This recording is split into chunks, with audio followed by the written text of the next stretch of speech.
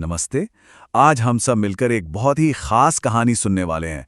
एक ऐसी कहानी जो आग की गर्माहट से भरी है, जिसमें खुशियों की मिठास है और हाँ, एक बहुत बड़े हीरो की यादें भी हैं। जरा सोचिए तो, उत्तर भारत की वो रात जब सबसे ज्यादा ठंड पड़ती है।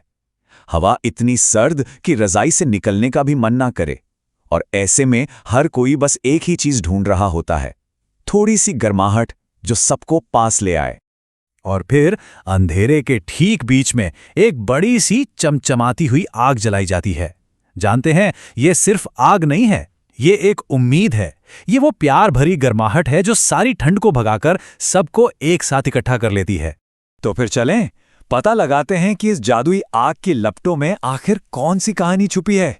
एक ऐसी कहानी जो हर साल हम सबके दिलों को गरमा देती है। हमारी कहानी के हीरो हैं एक ऐसा नाम जो पंजाब की लोक कथाओं में हमेशा हमेशा के लिए अमर हो गया, और वो नाम है दुल्ला भट्टी।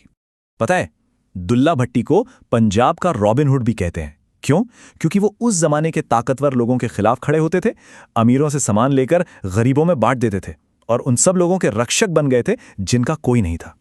और दुल्ला भट्टी से जुड़ी जो सबसे प्यारी और मशहूर कहानी है ना, वो है दो बहनों की, सुंदरी और मुंदरी। और इसी कहानी से लोहड़ी का त्योहार जुड़ा हुआ है। तो हुआ यूं कि दो बेचारी लड़कियां थीं, सुंदरी और मुंदरी। उन्हें जबरदस्ती बेचा जा रहा था। सोचो कितनी डरावनी बात है। लेकिन फिर कहानी में एंट्री होती है हमारे हीरो दुल्ला भट्टी की। उन्होंने उन दोनों को बचाया, और सिर्फ बचाया ही नहीं, एक पिता की तरह उनकी देखभाल की। फिर उनकी शादी भी करवाई ताकि वो हमेशा सुरक्षित रहें। और पता है सबसे खास बात क्या थी? जब शादी के लिए कोई पंडित नहीं मिला, तो दुल्ला भट्टी ने खुद आग जलाई और उसी आग को साक्षी मानकर उन दोनों को ढेर सारा आशीर्वाद दिया। दुल्ला भट्टी की वो हिम्मत और दरियादिली, वो बस एक पुरानी कहानी बनकर नहीं रह गई। वो तो आज भी लोहड़ी के हर जश्न में, हर गीत में और हर मिठाई में जिंदा है। लोहड़ी की रात को बच्चे घर घर जाकर यही गाना गाते हैं, सुंदर मुंदरी ये हो तेरा कौन विचारा हो। ये गाना हमें हर साल सुंदरी और मुंदरी की कहानी और दुल्ला भट्टी की नेकी की याद दिलाता है। लोहड़ी की जो आग होती है ना, इसे बहुत पवित्र माना जाता है। कहते हैं कि ये अग्नि देवता का रूप है। ये सिर्फ ठंड नहीं भगाती, बल्कि हमारी प्रार्थनाओं को भगवान तक ले जाती है और अंधेरे पर रोशनी की जीत का जश्न मनाती है। और हम सब इस पवित्र आग में मूंगफली, पॉपकॉर्न, तिल और गुड़ जैसी चीजें डालते हैं। ये एक तरह से प्रकृति को, यानी नेचर को थैंक यू कहने का एक बहुत ही प्यारा तरीका है। अरे भाई, कोई भी त्योहार बढ़िया खाने के बिना पूरा होता है क्या? बिल्कुल नहीं। और लोहड़ी का खाना तो वाह, तिल और गुड़ से बनी मीठी मीठी गज्जक और रेवड़ी, फिर गर्मा गर्म मक्की दी रोटी और साथ में सरसों दा साग। जब पूरा परिवार और सारे दोस्त मिलकर ये सब खाते हैं ना, तो मजा दुगना हो जाता है। तो लोहड़ी सिर्फ एक हीरो की कहानी नहीं है, ये किसानों का त्योहार भी है और प्रकृति के साथ हमारे प्यारे रिश्ते का जश्न भी है। ये वो समय होता है जब किसान अपनी मेहनत की फसल काटते हैं, तो वो अपनी अच्छी फसल के लिए प्रकृति को धन्यवाद देते हैं और प्रार्थना करते हैं कि आने वाला साल भी खूब अच्छा हो। इस समय गन्ना, गेहूं और सरसों जैसी फसलें कटाई के लिए तैयार हो जाती हैं, और लोहड़ी का पूरा जश्न इन्हीं फसलों से तो जुड़ा है।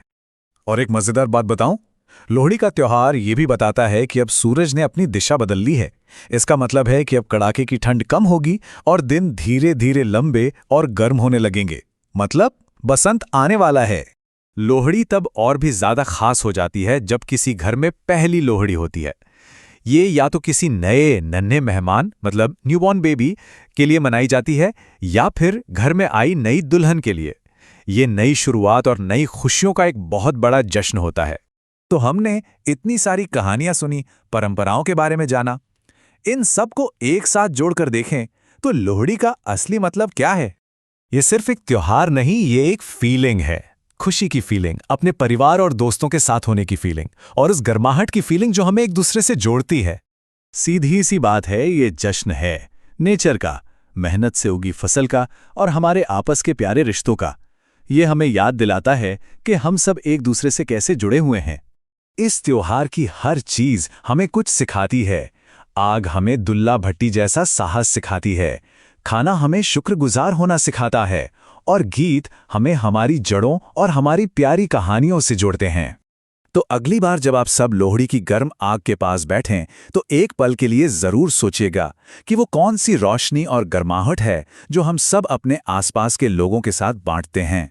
आप सभी को लोहड़ी की बहुत बहुत शुभकामनाएं।